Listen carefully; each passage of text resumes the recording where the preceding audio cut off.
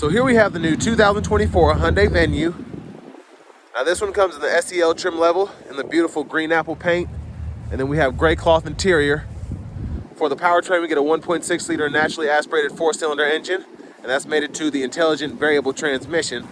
But as we come around to the front end here, halogen headlamps. Love the styling of the front end though. I like how all the manufacturers are just kind of making these skinny lights up top, and then we have the bigger housing for the actual headlamps. But as we come around to the wheels, these are 17-inch aluminum. I actually like that design. Passive keyless entry on the front, and then to the door panel here, power door lock controls. We have power mirror controls there, and then we do have our power window controls as well as the rear window lock there. Hood release. We do get a manual tilt and telescoping steering wheel. Have to break it in a little bit. And there we have our driver's seat. That's going to be 6-way manual. But I have that seat up front adjusted for someone of my size, being 6'3" with longer legs.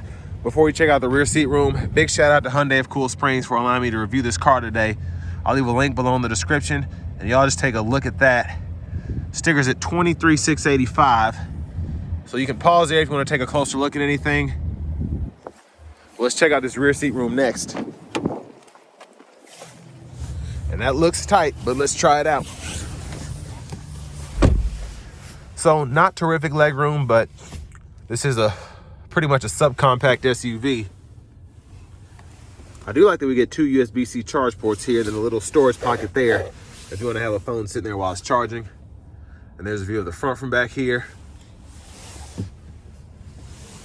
Grab handle, we can hang a plastic hanger or a metal hanger hook there if you want to hang your shirts up. And then we're going to release the gas cap just for those who are concerned about things like this. I like to go ahead and point that out. And then as we come around to the back end here, interesting design for the rear end. And there's a look at the cargo space, so not too much room, but again, this is an itty bitty SUV. There's a spare underneath there. But we're gonna close that up.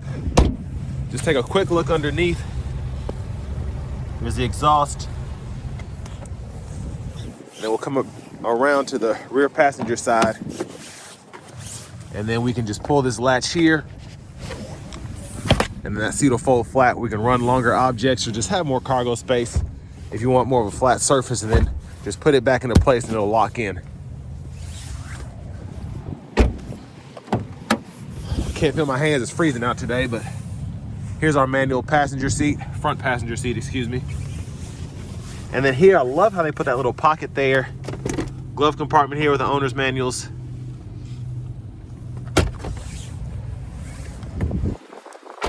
And as we come around to the front end, once again, just gonna take a quick look in the engine bay. And there's that 1.6 liter naturally aspirated 4-cylinder. We'll see how that does on the test drive. Let's go ahead and get out of this cold, hop in the driver's seat, because I cannot feel my hands or my face. So with this SEL trim level, I'm glad we get a leather wrap steering wheel here. That feels nice, even though we can't heat it. That's okay. There's a horn sound. Now over here to the radio, we do get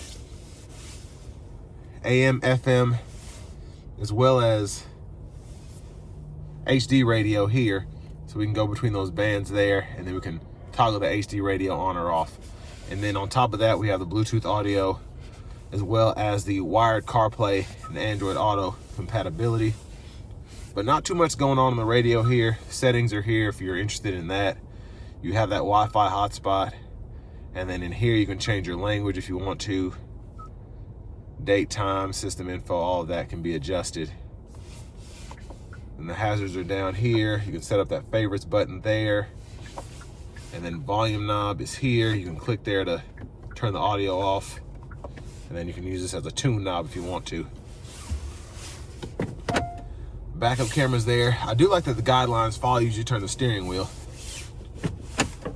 But But down here we have single zone automatic climate controls that we can adjust, fan direction here, fan speed, and then temperature there. And I like that we have this nice digital readout here. It looks very sophisticated. USB-A port for that CarPlay or Android Auto, and then we have a USB-C charge port and a 12-volt there. And then the shifter, pull this lever, reverse neutral drive, and then you have those simulated shifts which you can toggle there. And actually surprised that we get a drive mode button. I'm glad we do, so we can go between normal, sport, snow mode there. Pretty easy to use. Parking brake there, bottle holders, little center console cubby space. Not too usable, but it's there. And then I push the sunshade back. Let's see how far this roof goes. So one touch, second touch pushes it all the way back. So pretty impressed by that, especially on a vehicle that's under $24,000 sticker. Those buttons are right there. We do have the vanity mirror here, and we can just turn that light on or off. Now back to the steering wheel. Blinkers over here. Headlamps can be controlled there. And then we can toggle the high beams there, turn them off there, and then flash here. And then intermittent wipers, one time off, intermittent low high. We can adjust the intermittent wiper here. And then we do get a rear wiper too, so low high there. Push back for that rear wiper fluid, pull up for the front wiper fluid. And then voice recognition, we can go through our audio sources here. Volume can be toggled up or down, then we can click that to mute. And then we can go through track list and radio station presets here. Bluetooth, favorites button for the steering wheel. So you have a custom steering wheel button, and you have a custom audio system button. So I like that you're able to have two separate shortcuts set up for yourself. And then we have our standard cruise controls here.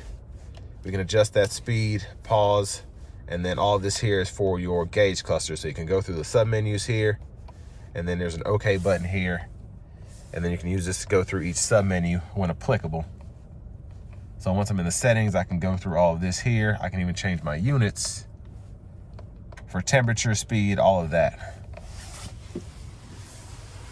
Push button start. Finally, here is the key fob, and we do get remote start here. But next, let's go ahead and take this 2024 Venue SEL out on the road for a test drive.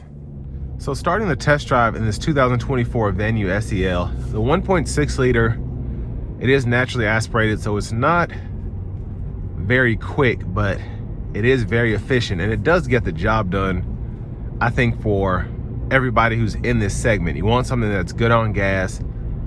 You don't necessarily need something that's surprisingly quick. You just want something to get you from point A to point B. And that's what these are good for. And then they also save you on that monthly payment as well. But I do think for the money, I would have liked something a bit more capable in terms of an engine, but honestly, it's not that big of a deal for me, at least.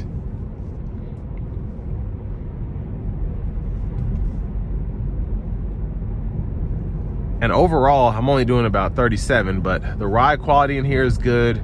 Sound acoustics are pretty good. And when we get up to speed on the interstate, we'll see how loud this actually gets. But for now, it's pretty impressive, all things considered.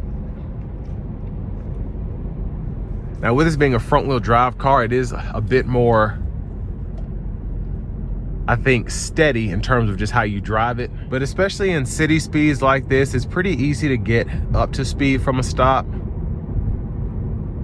So I appreciate that, again, in a vehicle at this price point.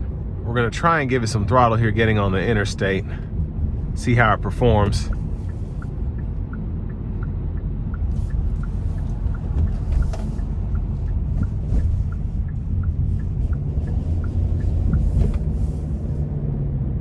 So just under moderate acceleration, just keeping up with this vehicle in front of me, it does a pretty good job without getting above 2,300 RPMs with this IVT. But you can see here how high I get up as I give it just a bit of gas getting up to speed here.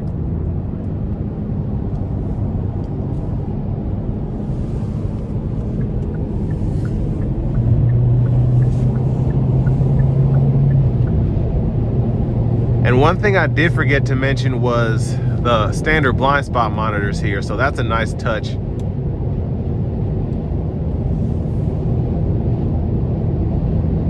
So road noise is just a tad prevalent, but honestly, the wind noise is still pretty impressive in my opinion.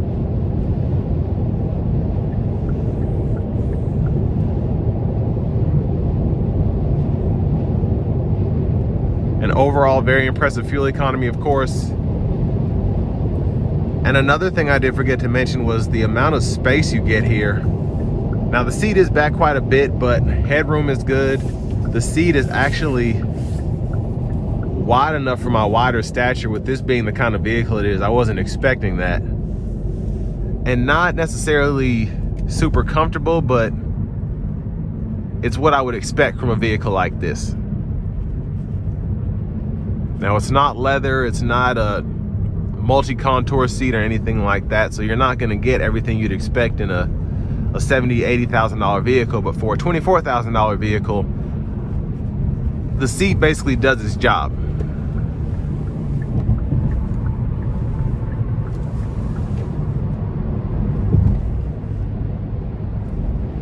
But overall, I think a pretty good vehicle for the money. If you're looking at something compared to, let's say, like a Nissan Kicks or a Kia Soul, something along those lines, definitely make sure you take a look at this 2024 Hyundai Venue in the SEL trim level.